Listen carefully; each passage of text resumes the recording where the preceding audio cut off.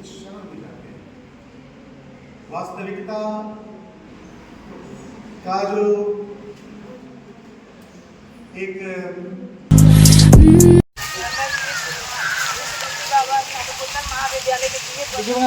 जी sir. आज मैं आप लोगों को बताती हूँ जो नशा होता है, जो मादक पदार्थ होते हैं, जिनमें नशीली दवाइयाँ या फिर नशीले पदार्थ आते हैं, जिनके सेवन से हमारे ऊपर क्या दुष्प्रभाव पड़ता है। सेवन से हमारी हमको कैंसर जैसी बीमारी, हमारी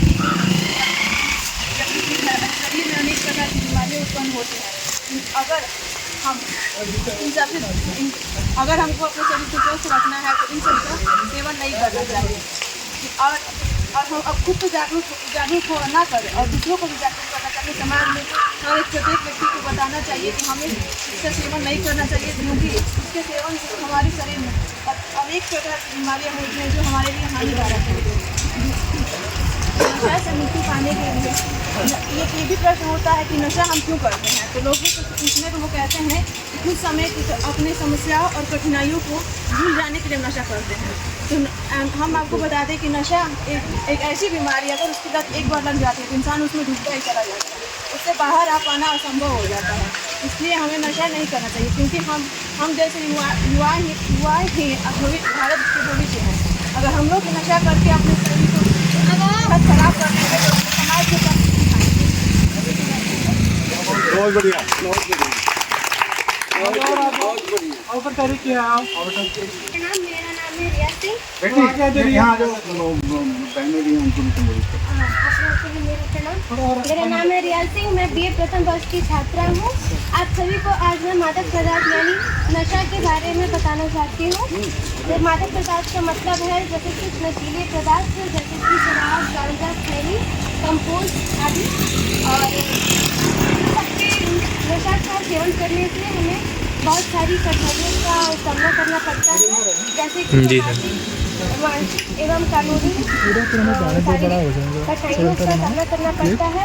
शारीरिक कठिनाई में अगर जैसे आप आज शाम को नशा करते हैं तो आपको कल सुबह में सिर में दर्द या फिर अन्य बीमारियां भी आपको झेलना पड़ता है, बुखार यानी कुछ भी मतलब अन्य और करना पड़ता है। तो इसलिए आप अपने उससे दूर रहें, नशे से दूर रहें। और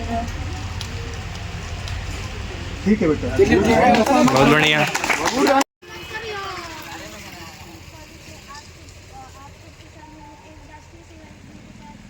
मादक पदार्थ के विरुद्ध होने वाली जागरूकता के लिए आप सबको बताने आए हैं।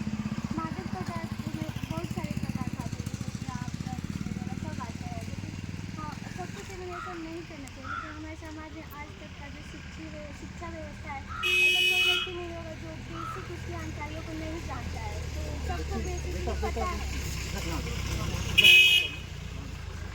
सबको पता है कि इससे क्या क्या हानिकारक प्रभाव हो सकते हैं। हमारे ऑर्गन्स काम नहीं करते हैं, हमारे शरीर के अंग इतने खराब हो जाते हैं।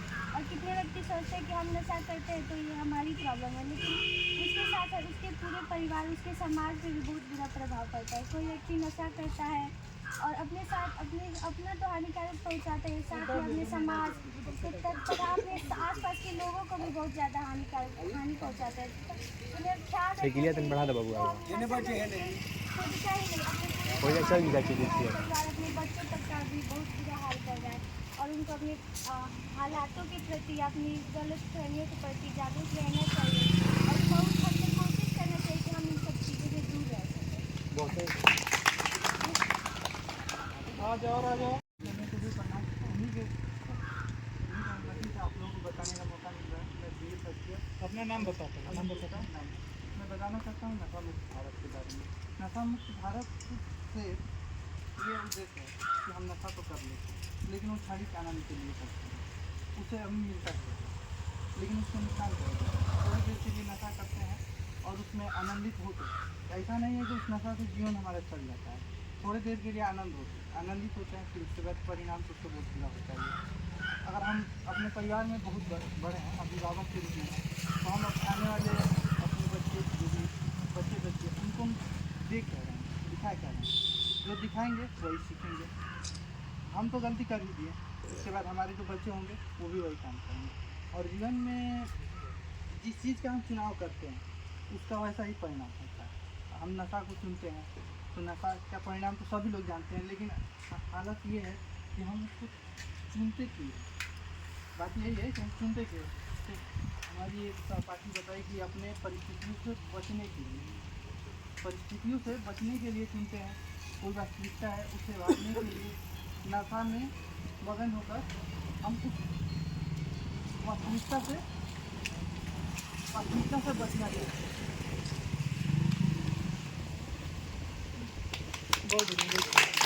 लेकिन देखिए आप लोग नशा क्यों करते हैं और आप चाहते हैं कि आपके परिवार में नशा रहे न रहे, क्यों न रहे? बैठा मन को और सब लोगों से बात पूछो।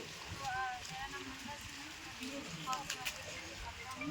और आज अगर आपको सभी लोगों ने नशा के बारे में बताया, आपको उन सबको सुन के क्या लगता है, हमें नशा करना चाहिए कि नहीं? फूल अच्छा रहा है, थोड़ा सा कंटिन्यू करना चाहिए। उसके हानि क्या लाभ क्या आप बता सकते हैं? पहला हानि तो है जो नशा करता है उसको परिवार में पहले तो बाहर के समाज में पिता को रहना पड़ता है, उसको सभी प्रतिदिन का लड़का पीता है, उसका हानि होता है। माता जो है उनका सब उनको जो पहुँचता है, पत्नी का इच्छा पूर्ति नहीं होता, बच्चे का भविष्य खराब होता है। यही मेन चार चीज़ समाज में बुराई। आप लोग बताइए, नशा से तो सबको परेशानी है। आप भी खाते हैं? क्यों हाँ, खाते हैं देखिए फिर आप? आपकी कमाई का एक बहुत बड़ा हिस्सा उसमें चला जाता होगा, वो अगर नहीं जाता तो आप परिवार की कल्याण के लगाते, तो ये सही बात है ना। करते हैं आप फिर? नहीं करना चाहिए, एक बार करेंगे फिर? नहीं करेंगे। एक बार महिलाओं से भी जान लो, उनका पक्ष है महिलाओं से क्या सोचती है इस बारे में। तो बताइए कि नशा करना चाहिए?